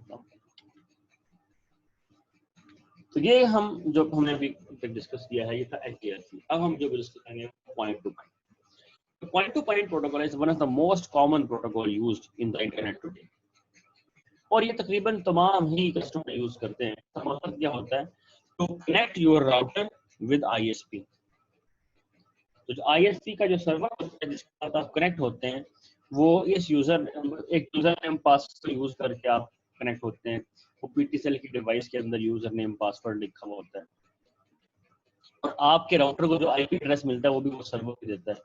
तो जो आपकी नेटवर्क की कॉन्फ़िगरेशंस है वो सारी ISP की तरफ से आती हैं। ये सारे काम करने के लिए कौन सा प्रोटोकॉल इस्तेमाल होता है जी, PPP प्रोटोकॉल इस्तेमाल होता है, पॉइंट टू पॉइंट प्रोटोकॉल। ठीक है, ये बाइट ओरिएंटेड प्रोटोकॉल है। इसका मकसद जो है वो बेसिकली क्या है, to carry different type of protocols or to carry user data from router to the ISP। Main काम ये है between routers। तो one of the most common protocol जो है वो PPP है।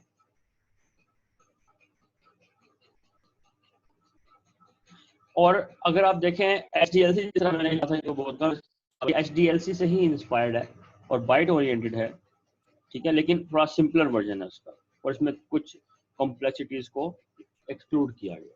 अब हम बात करते हैं इसकी फ्रेमिंग की और उसके बेस।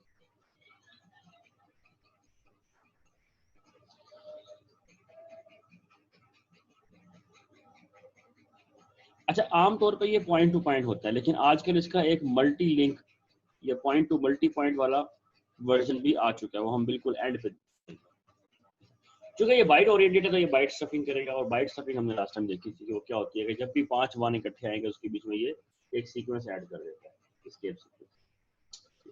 अच्छा, इसका फ्रेम देख लेते हैं कैसा, ये बड़ी अहम बात है, फ्रेम देख लेते हैं कि जो सर्विसेज पीपीपी प्रोवाइड नहीं करता, ये तो हमने बताया ना कि वो सर्विसेज जो वो प्रोवाइड करता है वो कौन सी हैं जी। एक तो वो फ्रेम फॉर्मेट एक्सचेंज करने के लिए इस्तेमाल होता है बिटवीन टू नोड्स, और उनके दरमियान में कनेक्शन इस्टेब्लिश करने के लिए इस्तेमाल होता है, और एक्सचेंज यूज़र का डाटा एक्सचेंज करने के लिए इस्तेमाल होता है, और डिफरेंट तरह के पे लोड जो कैरी कर सकता है, ठीक है, डिफरेंट तरह के डिफरेंट प्रोटोकॉल्स को कैरी कर सकता है। अच्छा, वो भी हम बात करते हैं डिफरेंट प्रोटोकॉल का क्या मतलब है, लेकिन ये इसका मकसद है। क्या चीज़ ये नहीं कर सकता, मैं क्लियर लिख दीजिए ताकि मिसअंडरस्टैंडिंग ना हो। फ्लो कंट्रोल नहीं कर सकता। अगर आप देखिए HDLC फ्लो कंट्रोल करता था, ये फ्लो कंट्रोल नहीं करता। इसका मतलब है देयर इज नो एक्नॉलेजमेंट्स, इसके जो पैकेट्स हैं उसमें कोई एक्नॉलेजमेंट नहीं आएगी वापस, यानी कि ये वन साइडेड होते हैं, ठीक है जी बात। तो बेसिकली फ्लो कंट्रोल नहीं है, एक्नॉलेजमेंट्स नहीं है। हाँ, हल इसमें बेसिकली CRC जो अगर आप देखें यहाँ पे FCS आपको यहाँ नजर आ रहा है पीपीपी के फ्रेम के अंदर, इसका मतलब है थोड़ी सी यहाँ पे एरर करेक्शन का वाला मैकेनिज्म जरूर है, लेकिन वो भी कोई इतना हाई लेवल नहीं है, तो इसलिए हम कह सकते हैं कि ये इतनी अच्छी एरर करेक्शन भी नहीं करता। तो CRC की फील्ड यूज की जाती है, अगर एरर डिटेक्ट हो जाए तो फ्रेम को डिस्कार्ड कर देते हैं, बजाय से कि वो जिस हमने देखा था लास्ट टाइम करेक्शन वाली चीजें, वो चीजें नहीं है, ठीक है जी बात। और सीक्वेंस नंबर भी नहीं है इसके अंदर, जारी बात। तो बहरहाल इसका मेन मकसद क्या है, वो ये है कि डिफरेंट प्रोटोकॉल्स को कैरी करना और निगोशिएशंस करवाना between different protocols, connection establishment करवाना और डिफरेंट तरह के प्रोटोकॉल्स का डाटा कैरी करना। Actually it is a carrier protocol, ये इसके लिए ज़्यादा बेहतर है, कैरियर प्रोटोकॉल। अच्छा, अब जब फ्रेमिंग की बात करें, इस फ्रेम की पीपीपी का फ्रेम है उसकी फील्ड्स की बात करें, तो वही है, शुरू में और आखिर में इसमें फ्लैग फील्ड होगी। अच्छा, एड्रेस इसमें नहीं होगा, क्यों नहीं होगा, क्योंकि ये दो ही नोड के दरमियान में है, एक सेंडर है दूसरा रिसीवर है, हमेशा कोई और पार्टी इन्वॉल्व भी नहीं है, तो पॉइंट टू पॉइंट लिंक है, इसलिए इसमें कोई एड्रेस नहीं है, और एड्रेस की फील्ड को फिक्स रखा जाता है 111 सारे, ठीक है जी बात। जिसको मिल जाए उसी के लिए।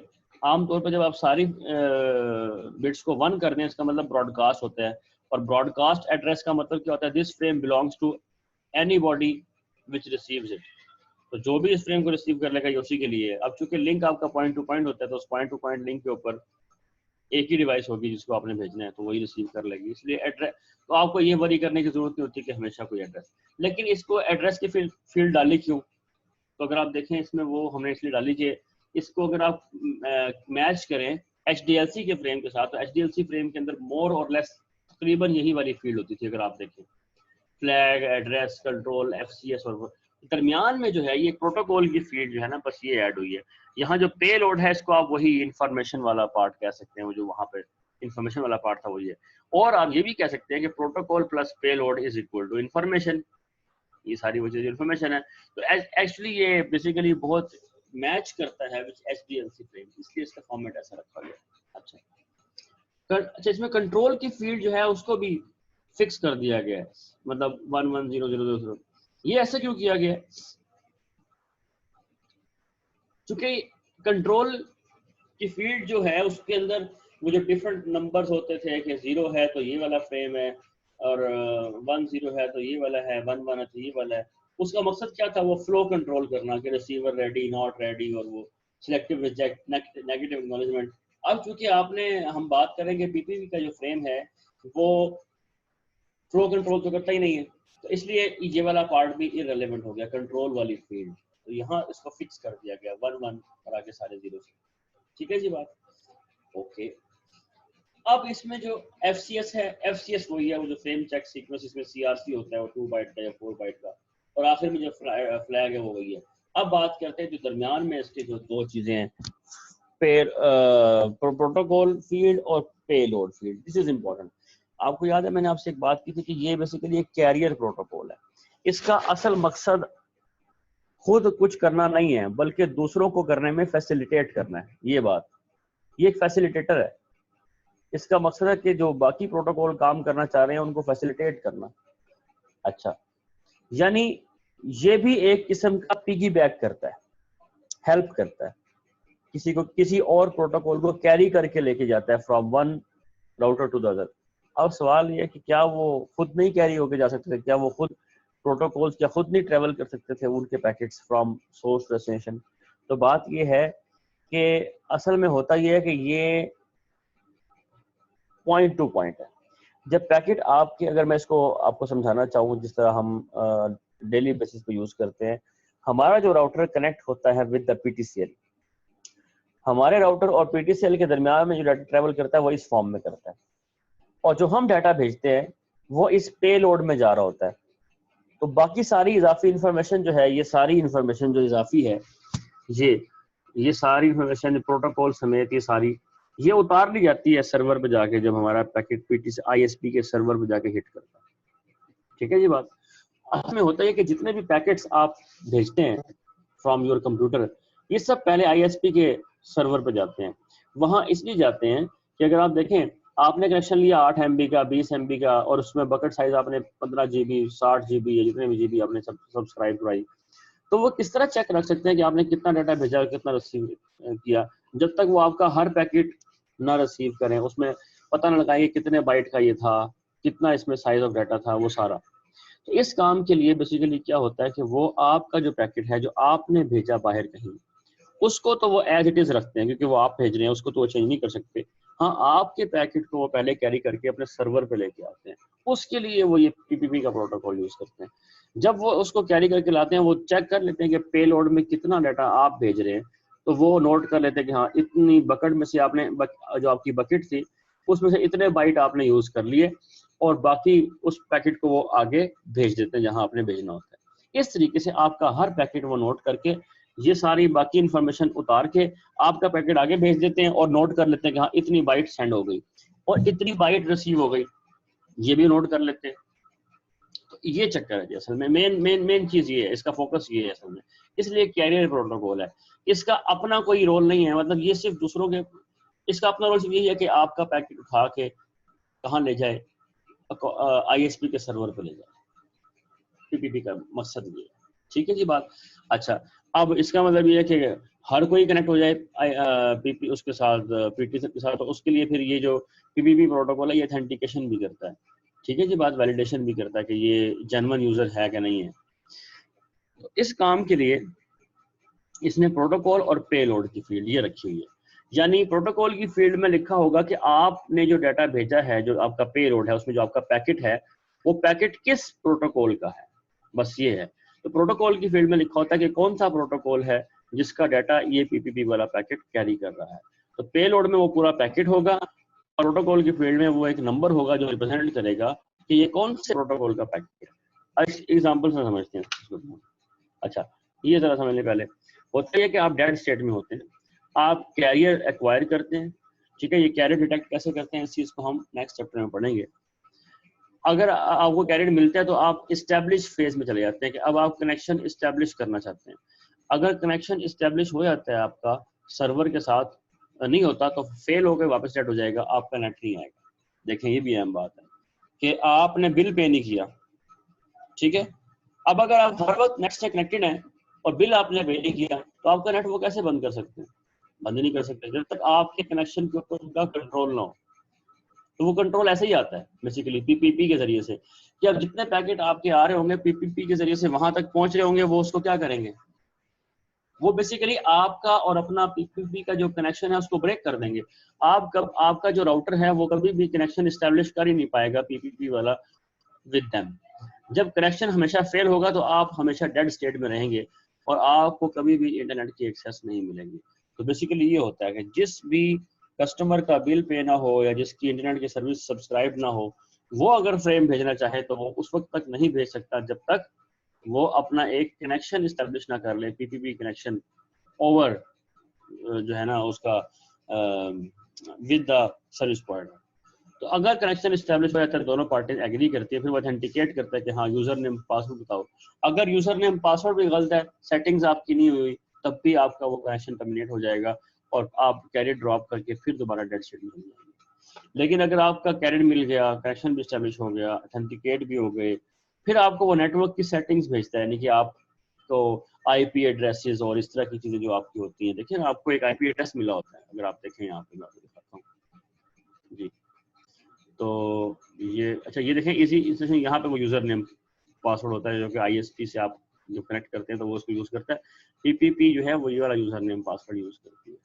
अच्छा, इसके अलावा जो अगर आप देखें समरी में, तो समरी में यहाँ पर मुझे पब्लिक आईपी नजर नहीं आ रहा, मैं वैन में जाके देखता हूँ, हाँ ये है। देखें, दिस इज द आईपी जो मैं यूज कर रहा हूँ, जो मुझे बेसिकली पीपीपी के जरिए से मेरे सर्विस प्रोवाइडर ने मुझे दिया है। तो वो ये मैंने, मेरे पास खुद से नहीं आ गया, ये मुझे पीपीपी के जरिए से वहां से भेजा गया और फिर मैंने, मेरा जो राउटर है उसको ये आईपी मिल गया। मैं जरा इसको नेट पर सर्च करता हूँ कि ये आईपी जो है ये किसका है। ठीक है जी बात, इसको जरा हम सर्च कर लेते हैं कि किसका जी। तो मैं गूगल में जाता हूँ और जाके जो आईपी यहाँ पर पेस्ट कर देता हूँ और एंटर करता हूँ। तो क्या कह रहा है जी, ये जो है ये पाकिस्तान टेलीकम्युनिकेशन अथॉरिटी की अलॉट हुआ है, यानी जो मेरा ये जो मेरा आईपी एड्रेस है, this belongs to PTA, Pakistan telecommunication company जो है बेसिकली, और वो पीटीसीएल है, ऐसी है ना, Pakistan telecommunication company limited, PTCL. तो ये बेसिकली मुझे पता लग गया कि ये आईपी एड्रेस मुझे पीटीसीएल नहीं दिया है, मेरा कनेक्शन पीटीसीएल का। अगर नया टेल का होगा तो बता देगा कि नया टेल का है, यही मजे की बात। ठीक है जी बात। तो जो लोग नया टेल यूज करते हैं वो अपना जो ये जिस तरह मैंने आईपी एड्रेस चेक किया, जो पब्लिक आईपी एड्रेस है आपका वो आप पता कराएं और वो जाके आप इस तरह पेस्ट करें, तो बता देगा कि आपका जो आईपी एड्रेस है ये किस वाले सर्विस प्रोवाइडर से आपने कनेक्शन लिया हुआ है। खैर, तो ये है वो नेटवर्क लेयर की कनेक्शन वहां से आती है, आपका ओपन हो गया। अब आप डाटा भेज सकते हैं और वो आप डाटा भेजेंगे, वो एक्सेप्ट करेगा और आपका डाटा आगे जाएगा, इंटरनेट में पहुंचेगा, वहां से जब आएगा आपको मिलेगा।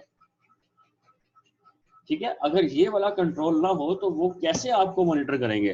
तो ये बेसिकली मॉनिटरिंग पर्पस के लिए वो बेसिकली प्रोटोकॉल है, जो कैरियर है आपका पैकेट एज इट इज उठाकर सर्विस प्रोवाइडर तक ले जाता है, और जो पैकेट आप तक आता है उसको एज इट इज उठा के आप तक ले आता है। ओके, तो बेसिकली जो ये जो इसमें पीपीपी में कहता है मल्टीप्लेक्सिंग हो रही होती है। मल्टीप्लेक्सिंग क्यों? कि ये जो आपकी पेलोड फील्ड है, इसमें जो पैकेट हो सकता है वो इन सारे प्रोटोकॉल में से किसी का भी हो सकता है। क्या? एनसीपी प्रोटोकॉल है, नेटवर्क कंट्रोल प्रोटोकॉल, इसके अंदर फर्दर बहुत डिफरेंट, ये पूरा एक सूट है, इसके अंदर मतलब एक से ज्यादा प्रोटोकॉल है, इनमें से किसी भी टाइप का प्रोटोकॉल का पैकेट यहाँ हो सकता है। ऑथेंटिकेशन प्रोटोकॉल यानी कि ऑथेंटिकेशन का पैप चैप, इन दोनों में से किसी टाइप का पेलोड भी यहाँ हो सकता है। एलसीपी लिंक कंट्रोल प्रोटोकॉल, इसमें से भी इस टाइप का प्रोटोकॉल, एलसीपी में एक ही टाइप का प्रोटोकॉल है बेसिकली। तो एलसीपी एक ही प्रोटोकॉल है, लिंक कंट्रोल प्रोटोकॉल, इसको हम देखते हैं अभी कि ये किस काम के लिए इस्तेमाल होता है। लिंक को कंट्रोल करने के लिए वो उसका पैकेट यहाँ हो सकता है। या फिर ऐसा हो सकता है कि ये जो पैकेट है ये ऊपर नेटवर्क, देखे ना, ये नेटवर्क लेयर है, डाटा लिंक लेयर है, ऊपर नेटवर्क लेयर ने भेजा हुआ आपके लिए, उसके लिए। तो ये जो है एनसीपी, एपी, एलसीपी, ये मैनेजमेंट के पैकेट्स हैं जो मैनेजमेंट के लिए इस्तेमाल होते हैं। और जो ये ऊपर डाटा आ रहा है ये वो यूजर का पैकेट आ गया, समझा रही, यूजर डाटा। तो इस पे लोड के अंदर एक्चुअली यूजर मैनेजमेंट के, यानी कि यूजर इंफॉर्मेशन भी हो सकती है और यूजर मैनेजमेंट भी हो सकती है, यूजर डाटा भी हो सकता है और आपके पास मैनेजमेंट डाटा भी हो सकता है। ये प्रोटोकॉल फील्ड बताएगी आपको यहाँ पे जो नंबर है कि इधर जो पे लोड है वो किसका है, बस ये बात है। तो अगर यहाँ पे देखें नंबर लिखा हुआ है C021, यहाँ लिखा हुआ है, इसका मतलब है कि यहाँ जो पैकेट है वो पैकेट किस प्रोटोकॉल का है? एलसीपी प्रोटोकॉल का है, ये बात। अब जरा हम बात कर लेते हैं कि एलसीपी से स्टार्ट कर लेते हैं, क्योंकि एलसीपी देखें एक ही तरह का है ना, बाकी तो यहाँ दो हैं, यहाँ बहुत सारे हैं, ऊपर यहाँ भी बहुत सारे होते हैं, तो इसलिए हम एलसीपी को पकड़ते हैं, इसी से स्टार्ट करते हैं बात को। बस ये वाली बात करके एलसीपी को डिस्कस करके हम एक स्लाइड या दो स्लाइड और होंगी और फिर हम बस। अच्छा, अब ये देखिएगा आप कि बाकी सब वही है, फ्लैग, एड्रेस, कंट्रोल, ये पीपीपी का पैकेट, उसके अंदर आपको प्रोटोकॉल फील्ड में नजर आ रहा है C021, और C021 हो तो मतलब क्या है? प्रोटोकॉल एलसीपी लिंक कंट्रोल प्रोटोकॉल का पैकेट है। अब इसका मतलब है कि पे लोड में पूरा एक पैकेट होगा, कंप्लीट पैकेट होगा। तो जी बिल्कुल ये कंप्लीट पैकेट है और उसको जरा खोल के दिखाया गया कि एलसीपी के पैकेट क्या है, उसके अंदर फर्दर क्या फील्ड्स हैं, कोड है, आईडी है, लेंथ है और यहाँ पे वेरिएबल इंफॉर्मेशन। अब हम जरा डिस्कस कर लेते हैं कि कोड का मतलब क्या है, आईडी का मतलब क्या है और बाकी चीजों का मतलब क्या है। सही सी बात। LCP protocol is responsible actually for establishing, maintaining, configuring and terminating links। ये links जो आपके वो जो बेसिकली वो जो बात हम कर रहे थे ना कि यूजर से हम वो यूजर नेम पासवर्ड के जरिए से एक कनेक्शन बनाते हैं बेसिकली, जो अभी हमने डायग्राम देखी थी पीछे ये वाली, इस सारे काम के लिए LCP इस्तेमाल होता है बेसिकली। तो LCP का काम यही है। क्या काम है मैं दोबारा बता देता हूँ। कनेक्शन इस्टेब्लिश करना, मेंटेन करना, कॉन्फ़िगरेशंस को रिसीव करना, सेंड करना और फिर टर्मिनेट भी करना लिंक को। अगर आपने कनेक्शन टर्मिनेट करना है तो टर्मिनेशन काम भी है इसका। अच्छा जी, अब हम आगे चलते तो एक हमें ओवरव्यू मिल गया कि इसका मकसद क्या है। अच्छा ठीक है जी बात। इसमें अब हम 1 बाय 1 इनकी फील्ड्स को डिस्कस करते हैं। That's it. अब कोड का मकसद क्या है, कोड वाली फील्ड, ये 1 बाइट की फील्ड है कोड की। अब 1 बाइट हो तो कितने कोड बन सकते हैं, 1 बाइट हो तो हम 2⁸ 256 कोड्स बना सकते हैं। लेकिन आपकी बुक में जो टेबल है 10.11.1 उसमें LCP के पैकेट्स की टाइप बताई गई है कोड की बेस पे और 11 दिखाए गए हैं। अभी जो है 256 में से 11 ही यूज किए हैं। अभी अदर टाइप ऑफ पैकेट्स कोई बना सकता है तो बना ले, लेकिन आमतौर पे जो आपके LCP के पैकेट की टाइप है वो 11 टाइप्स की है। अच्छा जो कोड है वो हेक्साडेसिमल में होता है, इसलिए अगर आप देखें 0 1 2 3 4 5 6 7 8 9 और 9 के बाद 10 की जगह पे A आ गया और 11 की जगह B आ गया, तो ये कोड है। यानी कि इसका मतलब ये हुआ कि इस कोड वाली फील्ड में कोई जो कोड होगा वो इन 11 में से कोई एक कोड होगा। अच्छा वो कोड बताएगा कि ये जो बेसिकली LCP का जो ये पैकेट है ये इसका मकसद क्या है, इसका मकसद क्या है। तो इसका मतलब ये है कि देख लेते हैं क्या मकसद है। तो अगर आप देखें 1 है तो उसका मतलब कॉन्फ़िगरेशन रिक्वेस्ट, 2 है तो रिजेक्ट एक नेक रिजेक्ट। तो ये पहले 4 पैकेट का मकसद क्या है, कॉन्फ़िगरेशन के ताल्लुक है इनके साथ, इनका ताल्लुक है कॉन्फ़िगरेशन के साथ। जी गुलाम मुर्तजा। जी सर, अस्सलाम वालेकुम। हेलो जी, हेलो हेलो सर, आवाज़ आ रही है मेरी? जी आ रही है सर ये इस वीक में जो भी क्लासेस हैं आपने लेक्चर अपलोड नहीं किया हुआ है, वीडियो नहीं किया हुआ, क्योंकि 2 क्लासेस में मैं एब्सेंट था। हाँ मैंने पिछला भी नहीं किया था, मैं थोड़ा बिजी था। मैं इंशाल्लाह आज जरूर कर दूंगा इंशाल्लाह, ठीक है। तो आज क्लास क्योंकि जी सर क्या, असाइनमेंट वगेंगे तो लैब का तो हम वीडियो से समझ के हाँ करेंगे तो मैं यूट्यूब कर वगैरह दूंगा, मैं कर दूंगा इंशाल्लाह आज एटलीस्ट लैब की जरूर कर दूंगा, ठीक है। कोशिश करें रिवाइज करने। हाँ कर देंगे, ओके। अच्छा जी, तो हम बात क्या कर रहे थे जी, ये LCP पैकेट्स की बात करते हैं। LCP पैकेट्स क्या होते हैं और उसकी टाइप्स हमने कहा था। कोड क्या है, कोड बेसिकली बताएगा कि किस LCP पैकेट में है क्या, किस टाइप का है LCP का पैकेट क्या कर रहा है। तो हमने देखा कि LCP के पैकेट जो हैं वो 11 तरह के हो सकते हैं और वो ये 11 तरह के ये इनमें से कोई एक हो सकता है। पहले 4 जो है वो कॉन्फ़िगरेशन के लिए है, रिक्वेस्ट करेगा कि कॉन्फ़िगरेशन रिक्वेस्ट है, फिर वो अगर एक्सेप्ट होती है तो एक्नॉलेजमेंट आ जाएगी, नहीं होती तो नेगेटिव एक्नॉलेजमेंट आ जाएगी अगर रिसीव नहीं होती। अगर रिसीव हो गई है लेकिन आपने रिजेक्ट करना है तो आप उसको रिजेक्ट कर देंगे, ठीक है। टर्मिनेट करने के लिए कनेक्शन ये 2 हैं। कोड रिजेक्ट, ऐसा कोड आपने लिख दिया, फॉर एग्जांपल आपने 0C लिख दिया, वो कहेगा जी ये तो कोड रिजेक्ट है, ये तो मुझे समझ आ रही है इसका मतलब क्या है, ठीक है।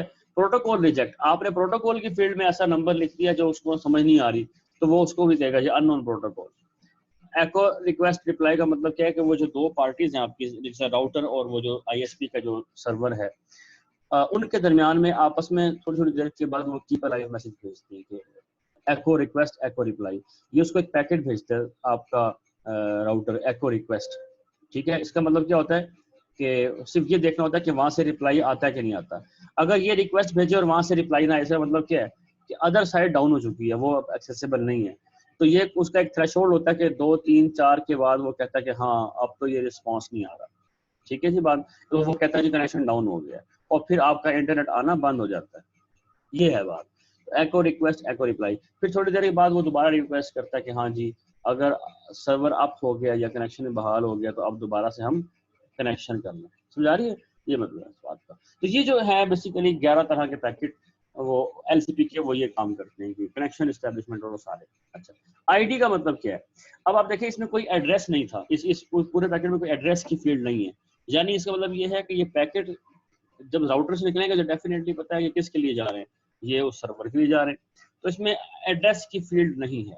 अब डिफरेंट जो बेसिकली पैकेट्स जा रहे हैं कि आपका एक यूजर है, उसने रिक्वेस्ट की, ठीक है जी बात, एक यूजर ने रिक्वेस्ट की, कॉन्फ़िगरेशन रिक्वेस्ट की, तो उसने कोड लगाया 01। अगर दूसरा यूजर कॉन्फ़िगरेशन रिक्वेस्ट करता है तो वो भी तो कोड क्या लगाएगा, 01। तो अब सर्वर को दो रिक्वेस्ट रिसीव हुई हैं, दोनों में 01 लिखा हुआ है, ठीक है जी बात। या अगर एक ही यूजर दोबारा रिक्वेस्ट भेजता है, या उसमें तो उसके मुख्तलिफ पैकेट्स हैं, तो वो किस तरह डिफरेंशिएट करेगा? तो असल में वो आईडी की फील्ड से करता है। तो होगा ये कि जब वो कॉन्फ़िगरेशन की रिक्वेस्ट करेगा तो यहाँ पे लेट्स से आईडी उसने लिख दी, ये 1 बाइट की फील्ड है, तो ये यहाँ जो नंबर होगा वो 0 से लेके 255 तक कुछ भी हो सकता है। तो लेट्स से उसने लिखा 100, तो इसने रिक्वेस्ट भेज दी। अब जब उसको रिप्लाई आएगा उसमें भी 100 लिखा होगा, तो यूजर को पता चल जाएगा कि बेसिकली ये जो मैंने वो जो रिक्वेस्ट भेजी थी जिसमें आईडी नंबर 100 था, ये उसका रिप्लाई है। बेसिकली जो आपके रिक्वेस्ट और रिस्पांस में ये आईडी नंबर फील्ड मैच करके पता चल जाएगा कि कौन से रिक्वेस्ट का ये रिप्लाई है। अगर ये आईडी वाली फील्ड ना हो तो ये चीज पता लगाना बहुत मुश्किल हो जाएगा कि किस रिक्वेस्ट का ये रिप्लाई है, ठीक है जी। तो बेसिकली जो आईडी फील्ड है ये वैल्यू मैच कर सकते हैं आप रिक्वेस्ट और रिप्लाई में, अदरवाइज ये बहुत मुश्किल हो जाएगा। इसके अलावा जो लेंथ की फील्ड है वो क्या बताती है? लेंथ की फील्ड बताती है जी कितने जो आपका ये जो खास तौर पे इसमें पूरे पैकेट का जो साइज है इन टर्म्स ऑफ बाइट वो लिखा होता है कि यहाँ पे 4 बाइट हैं, 20 बाइट हैं, कितने बाइट हैं, ठीक है जी बात। आगे बात आ गई इन्फॉर्मेशन। जो इन्फॉर्मेशन है उसमें मुख्तलिफ तरह के ऑप्शंस होते हैं। ऑप्शंस क्या हो सकते हैं? वो ये इस टेबल में बताए गए हैं, ठीक है। ये वो इन्फॉर्मेशन है जो कॉन्फ़िगरेशन की इन्फॉर्मेशन देगा। मैक्सिमम पेलोड का साइज क्या हो सकता है? 1500 बाइट। मैं वो कहता ना 1518 बाइट होता है, तो ये सिर्फ पेलोड का साइज है, इसमें वो अदर चीजें शामिल नहीं है। अगर आप पेलोड के साथ अदर चीजें भी शामिल कर लें, यानी कि अगर आप इसके साथ बाकी चीजें भी आप शामिल कर लें तो ये साइज आपका टोटल जो है ये 1518 बन जाएगा, ठीक है जी बात। तो 1518 बाइट जो है तो 1500 का सिर्फ पेलोड, 1500 बाइट का सिर्फ पेलोड, 18 बाइट इजाफी, ठीक है जी बात। वो जिसमें हेडर्स होते हैं, तो पेलोड का 1500 साइज होता है। अथेंटिकेशन प्रोटोकॉल है या नहीं, वो नन होगा या यस होगा। प्रोटोकॉल फील्ड कंप्रेशन करनी है कि नहीं करनी, ऑफ या ऑन होगा। इस तरह के कुछ ऑप्शंस होते हैं जो ये वो पैरामीटर्स हैं जो बेसिकली उस वाली इंफॉर्मेशन फील्ड के अंदर शेयर होते हैं। यहाँ पे ये वो पैरामीटर्स हैं जो कि ये वो कैरी करके लेके जा रहा होता है, जो कि वो नेगोशिएट नहीं करते आपस में डिवाइसेस, वो यहाँ पे होती है। और वो जो नेगोशिएट करते हैं वो पैरामीटर्स की एग्जांपल जो है ना ऑप्शन के तौर पे वो इंफॉर्मेशन फील्ड जो है वो दिखाई गई हैं इस टेबल में, आपकी बुक में जो 11.2 दिया गया है, ठीक है जी बात। अच्छा, तो ये हमारे पास एलसीपी प्रोटोकॉल कंप्लीट हुआ कि एलसीपी प्रोटोकॉल का मतलब क्या है, ये कनेक्शन एस्टेब्लिश कराना, और ये पीपीपी के ऊपर ट्रेवल करता है क्योंकि ये खुद जो है ना सारी बात है कनेक्शन बिटवीन राउटर एंड वो जो है चलेगा। तो पीपीपी एज ए कैरियर इसको लेके जाएगा, और पीपीपी एक कैरियर प्रोटोकॉल है जो इतने सारे प्रोटोकॉल कैरी कर सकता है, ठीक है। जिसमें से एक एलसीपी भी है, और एलसीपी को हमने एलसीपी एक प्रोटोकॉल है उसमें से, और उसको हमने भी देखा है कि वो कैसे काम करता है, ठीक है जी बात। ये एलसीपी पे हम उसको रोकते हैं। नेक्स्ट हम आगे चलेंगे कि ये जो हमारे ऑथेंटिकेशन प्रोटोकॉल है एपी, टैप और चैप, इनको देखेंगे कि ये क्या है, ठीक है। एनसीपी में भी हम किसी एक को देखेंगे, ठीक है जी बात।